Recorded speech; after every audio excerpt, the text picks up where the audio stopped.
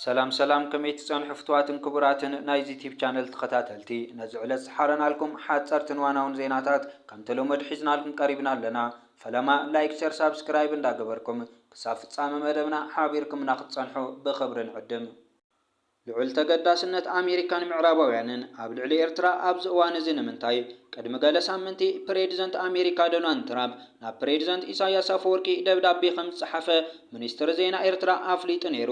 ትሕዝቶ ናይቲ ደብዳቤ ብቆንዳ አሜሪካ ምስ ኤርትራ ምምሕያሽ ስትራቴጂካዊ ዝምድና ዝሕምረቱ ሃናፂ ጽምዶ ንምክያድ ቁርብነት ከም ዘለዋ ዝገልጽ እዩ። ፕሬዚደንት አሜሪካ ናብ መራሕን ሓንቲ አፍሪካዊት ሃገር በቀጥታ ደብዳቤ ክጽሕፍ እዚ ናይ ዶናልድ ትራምፕ ተበግሶ ፍሉይ ተርእዮ እዩ። ኣብ ብዙሕ ኣጋጣሚታት ከም ዝረአ ፕሬዚደንት አሜሪካ ንመራሕቲ ሃገራት አፍሪካ ብሓባር ፀዊዑ ዘዘራርቦም ወይ ድማ ብመንገዲ ፍሉይ ልኡኽ ወይ ጸሓፊ ጉዳያት አፍሪካ ቢልዩ ዝረኽቦም ናብ ፕሬዚደንት ኤርትራ በቀጥታ ደብዳቤ ምጽሓፍ እምበኣር ኤርትራ ንአሜሪካ ኣዝያ ገዲሳታ ምህላዋ እዮም ተንተንቲ ፖለቲካ ዝሕብሩ። አሜሪካን ኔቶን በሓፈሽኡ ምዕራባውያን ሃገራት ብጉዳይ ዩክሬን ምስ ሩስያ ኣብ ከቢድ ወጥሪ ጥሒለን ከም ዝርከባ ይፍለጥ። ሩስያ ምስ ኤርትራ ናብ ተግባር ከም ዝተሰጋገረ ዝግለጽ ፖለቲካዊ ወታደራውን ቁጠባውን ዝምድናታት ምምስራታ ቅሳነት ክህቦም ከም ዘይክእል ከዓ ርዱእ እዩ። ምክንያቱ ኤርትራ ኣብ ኣገዳሲ ስትራቴጂካዊ መጻብቦ ባቢኤል መንደብ እያ ትርከብ። ባቢኤል መንደብ ንህንዳዊ ውቅያኖስ ምስ ቀይሕ ባሕርን ማእኸላይ ባሕርን ዘራኽብ ኣዝዩ ኣገዳሲ መትረብ እዩ። ልዕሊ 30 ሚኢታዊት ካብ ንግዳዊ ኣቑሑ ዓለም ብኦቢሉ እዩ ዝሓልፍ። ብኡ ምክንያት አሜሪካን ፈረንሳን ዝርከብዎም ኣስታት 10 ሃገራት ኣብ ጅቡቲ ወታደራውያን ማዓስከራት ተመስሪተን ብምህላወን ሩስያ ናብ ኤርትራ ከይተኣቱ ምዕራባውያን ዓብይ ስጋት ጸኒሕዎም እዩ። በአሜሪካ ዝምራሕ እንኳ ቁጠባዊ ዓለማዊ ስርዓት ናብ ብዙሕ ቁጠባዊ መልቲፖላር ይቕየር ምህላው እዩ ዝትንተን። ሩስያን ቻይናን ከዓ ማዕረ አሜሪካ እተማእዝነን ምዕራባውያን ርእሲ ሓያላን ዝኾናሉ ተኽእሎታት ዝህብ እዩ። እዚ ብዙሕ ቁጠባዊ ዓለማዊ ስርዓት እንደውን ብማዕሪአን ርእሲ ሓያል ናይ ምዃን ዕቁር ዓቕሚ ኣለዋ። ኣብ ከምዚ ዓይነት ቁርቁስ ፕሬዚደንት ቻይና ኣብ ጉንበት 2023 ንፕሬዚደንት ኢሳያስ ቀይሕ ምንጻፍ ኣዳልዩ ብልዑል ዲፕሎማስያዊ ክብሪ ከም ዝተቐበሎ ይዝከር። ኣብ 2 ወርሒ እውን ፕሬዚደንት ፑቲን ተመሳሳሊ ዕድመ ኣቅሪቡሉ ነይሩ።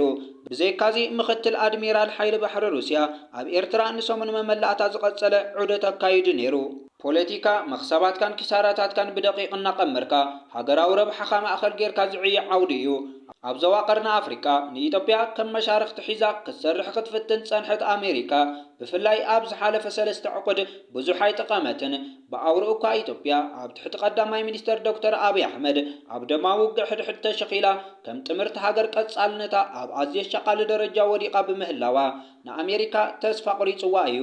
ኣብ ርእሲ ኢትዮጵያ 77 ቢልዮን ዕዳ ተሸኪማ ብድኽመት ባጤራ ብር ኣብ ኣዝዩ ሕማቅ ቁጠባዊ ኩነታት ተሸሚማ ምህላዋ እውን ናይ አሜሪካ ማሕበራት ዝኾኑ ኣህጉራዊ ማዕኸን ገንዘብን ባንኪ ዓለምን ከተሓሳስቡ ጸኒሖም እዮም። ስለዚ አሜሪካን ካልኦት ምዕራባውያንን ተገዳስነቶም ኣብዚ ዞባ ካብ ኢትዮጵያ ክቕይሩ ካብ ዝደረኸም ቀዳማይ ረቋሒ እዩ። እቲ ካልኣይ ረቋሒ ድማ ብኩናት ዩክሬን ዝተጎልበበ ወታደራዊ ፖለቲካዊ ቁጠባውን ዲፕሎማስያውን ወጥሪ ሩስያን አሜሪካን ሎሚ ልዕሊ ካልእ እዋን ኣብ ኣዝዩ ከቢድ ደረጃ በፂሑ ይርከብ ብምህላው ምስ ኤርትራን ሱዳንን ኣብ ተጨባጢ ዝምድና በፂሓ ትርከብ ሩስያ ንቀይሕ ባሕሪ ከይትቆጻጸሮ አሜሪካ ስጋት ተሕዲራላ። ስለዚ ድማ ንጉዳይ ኤርትራ ካብ ብሓይሊ ብዲፕሎማስያዊ መንገዲ ንምሓዙ ኣማራፂ ዘይብሉ ኮይኑ ዝረኸበቶ ትመስል። ሰበስልጣን አሜሪካ ትማሊ ኣብ ኒውዮርክ ምስ ሰበስልጣን ኤርትራ ዝገበርዎ ርክብ እምበር ሓደ መርኣዩ እዩ። ብዘይካዚ ላዕለዎት ሰበስልጣን አሜሪካን ብሪጣንያን ኢትዮጵያ ብሰበብ ቀይሕ ባሕሪ ኣብ ልዕሊ ኤርትራ ንተካይዶ ዘላ ጽዑቕ ፕሮፓጋንዳ ደው ክተብሎ ሓውሲ መጠንቀቕታ ዝሓዘ መተሓሳሰቢ ንቀዳማይ ሚኒስተር አብይ ሂቦሞ እዮም። እዚ እውን ከም መርኣያ ተገዳስነት ምዕራባውያን ኣብ ልዕሊ ኤርትራ ዝጥመት እዩ። ኤርትራ እምበኣር ኣብዚ ብጉዳይ ዩክሬን ዝተጎልበበ ንዓለም ዝንዝንዞም ዘሎ ዲፕሎማስያዊ ፀወታታት ላዕለዋይ ኢድ ሒዛላ ክበሃል ይከኣል። ብኩለን ሓያላን ሃገራት ብአሜሪካ፣ ሩስያ፣ ቻይናን ህንድን ትድለ ካብ ሃለወት ድማ ኣብቲ ዝያዳ ዘርብሕ ጽምዶ ክትኣቱ ርሒብ ዕድል ሒዛ ትርከብ። ብተወሳኺ ትራምፕ ንፕሬዚደንት ኢሳያስ አፈወርቂ ጻውዒት ከም ዝቐረበሉ ዝተፈላለዩ ተንተንቲ ፖለቲካ ይገልጹ ኣለዉ።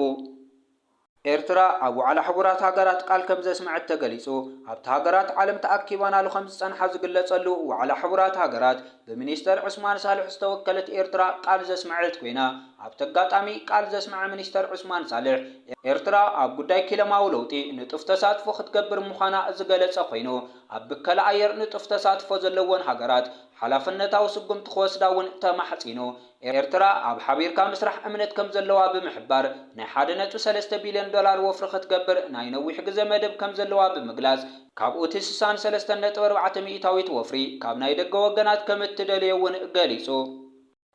ኤርትራን ኣሜሪካን ጽምዶ ንምሕዳስ መንገዲ ዝጸርግ ዝርርብ ኣካይደን ኣብ መበል 80 ዋዕላ ሕቡራት ሃገራት ዝሳተፍ ዘሎ ሚኒስተር ጉዳያት ወፃኢ ኤርትራ ኣቶ ዑስማን ሳልሕ ብሓሙስ 25 መስከረም ምስ ላዕለዋይ ኣማኻሪ ፕሬዚደንት ትራምፕ ኣብ ጉዳያት ኣፍሪቃ ሚስተር ማሳድ ፋርስ ቦለስ ተራኺቡ ከም ዝዘተየ ቤት ጽሕፈት ኤርትራ ኣብቲ ውድብ ብመንገዲ ኤክስ ሓቢሩ እቲ ዝርርብ ጽምዶ ክልቲአን ሃገራት ንምሕዳስ ዝኽእል መንገዲ ዝጸርግ ምዃኑ ዘመልከተት ሓበሬታ ዘተን ምትሕብባርን ኣብ ዞባዊ ምርጋእ ጸጥታን ቁጠባዊ ምዕባለን ኣገዳሲ ምዃኑ ኣስሚሮም ኢሉ ዝምድና ኤርትራን ኣሜሪካን ንነዊሕ እዋን ደስ ኢሉ ከም ዝጸንሐ ዝፍለጥ ኮይኑ ምስ ምምላስ ትራምፕ ናብ ዋይት ሃውስ ግን ነቲ ዝምድና ናብ ንቡር ንምምላስ ጻዕርታት ይግበር ከም ዘሎ ፕሬዚደንት ኢሳያስ ኣብ ዝሓለፈ ቃለ መሕትቱ ኣሚቱ ነይሩ።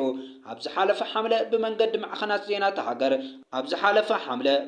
ማዕኸናት ዜና ተሃገር ኣብ ዝገበሮ ቃለ መጠይቕ ጽምዶ ምስ ዋሽንግተን ኣብ 2026 ክጅመር ምዃኑ ዘመልከተ ኣቶ ኢሳያስ ኣብ ቀዳማይ እብረ ስልጣን ትራምፕ ተፈቲኑ ከም ዝነበረ ብምግላጽ ኣብቲ ናይ ቀዳማይ 1 ዓመት ሰሪሕና ብድሕሪኡ ግን 3 ዓመት ኣይሰራሕናን ባይደን ን4 መሊሱ ድማ 7 ዓመታት ተኸሲሩ ድሕሪ ምባል ሕጂ ግን ኤርትራ ምስ ኣሜሪካ ጽምዶ ክትገብር ድልውቲ ምዃና ገሊጹ ምንባሩ ኣይርስዕን። ፕሬዚደንት ፈረንሳይ ነበር ኒኮላስ ሳርኮዚ ሚልዮናት ዩሮ ካብ መራሒ ሊብያ ነበር መሐመድ ቃዛፍ ተቐቢልካ ብዝብል ገበነኛ ኮይኑ ስለ ዝተረኽበ 5 ዓመታት ክእሰር ተፈሪዱ። ኣብ ፓሪስ ዝመደበሩ ቤት ፍርዲ ገበን እቲ ፕሬዚደንት ነበር ዋላ ይግባኝ ይበል ኣብ ቤት ማእሰርቲ ክጸንሕ ኣለዎ ኢሉ ሳርኮዚ እውን ይግባይ ክብል ምዃኑ ተዛሪበሎ። ዳይሬክተር ኤፍቢአይ ነበር ጄምስ ኮመይ ቅድሚ ሕጂ ንኮንግረስ ዝሃቦ ምስክርነት ስዒቡ ብክልተ ገበናት ተኸሲሱ ነቃፊ ፕሬዚደንት ትራምፕ ዝኾነ ኮመይ ኣብ ወርሒ መስከረም 2020 ሚስጥራዊ ሰነድ ንሚድያ ተመሓላሊፉ ንኽወሃብ ፈቒዱ እዩ ተባሂሉ ንዝቐረበሉ ሕቶ ንኮንግረስ ኣብ ዝሃቦ ምስክርነት ሓሲ እዩ ተባሂሉ ንሱ ንዝቐረበሉ ክሲ ኣብ ዝሃቦ መልሲ ድማ ናጻ ሰብ እየ ብምባል ኣብ ስርዓት ፍትሒ ልዑል እምነት ኣለኒ ኢሉ ኮመይ ንቤት ፍርዲ ናይ ሓሶት መግለፂታት ብምሃቡን ፍትሒ ብምትዕንቃፍን እዩ ዝኽሰስ ዘሎ። ንሱ በዞም ክስታት ገበነኛ ኮይኑ እንተተረኺቡ ክሳብ 5 ዓመት ዝበጽሕ ማእሰርቲ ክፍረዶ ይኽእል። እንተኾነ ጠበቁ ፓትሪክ ፌት ጀነራል ጂሚ ኮመይ ዝቐረበሉ ክስታት ነጺገምዎ ኣለዎ።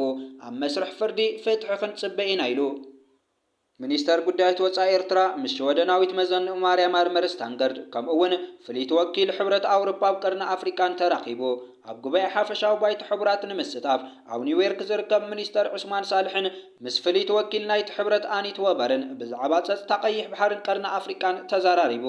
ምስታሽ ወደናዊት በዓልቲ ስልጣን ኣብ ዝገበረ ርክብ እውን ብዛዕባ ክልቲአዊ ምትሕጋዝ ከም ዝተዘራረቡ ሚኒስትር ዜና የማነ ገብረ መስቀል ሓቢሩ። ዝምድና ኣስመራን ስቶክሆልምን ብሰንኪ ጉዳይ ናይቲ ኣብ ኤርትራ ተሰዊሩ ዝርከብ ሽወደናዊ ኤርትራዊ ጋዜጠኛ ሓልፊፉ መጽንሑ ይፍለጥ። እምበኣር ከስነ ዝዕለት ሰሓረናልኩም ሓጸርትን ዋናውን ዜናታት ነዞም ተኸታተልኩሞም ይመስሉ ነይሮም። ቀጻሊ ብኻልኦት ሓበሬታታት ክሳብ ንራኸብ ሰሰናዩ።